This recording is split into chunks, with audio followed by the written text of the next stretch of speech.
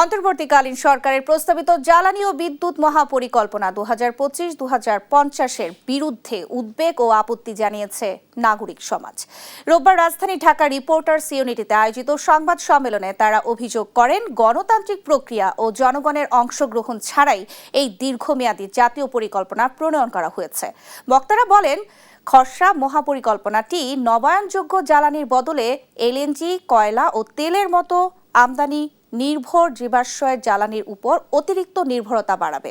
এতে ভবিষ্যতে অপ্রয়োজনীয় বিদ্যুৎ উৎপাদন সক্ষমতা তৈরি হবে, বাড়বে ক্যাপাসিটি চার্জ এবং জনগণের উপর বাড়তি আর্থিক চাপ পড়বে।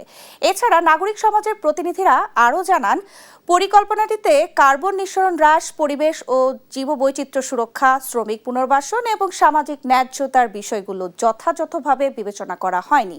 সংবাদ সম্মেলন থেকে অবিলম্বে ইপিএসএমপি 2025 স্থগিত ও বাতিল করে নাগরিক সমাজ, বিশেষজ্ঞ ও সাধারণ জনগণের অংশগ্রহণে একটি স্বচ্ছ, অন্তর্ভুক্তিমূলক ও পরিবেশ বান্ধব জ্বালানি মহাপরিকল্পনা প্রণয়নের দাবি জানানো হয়।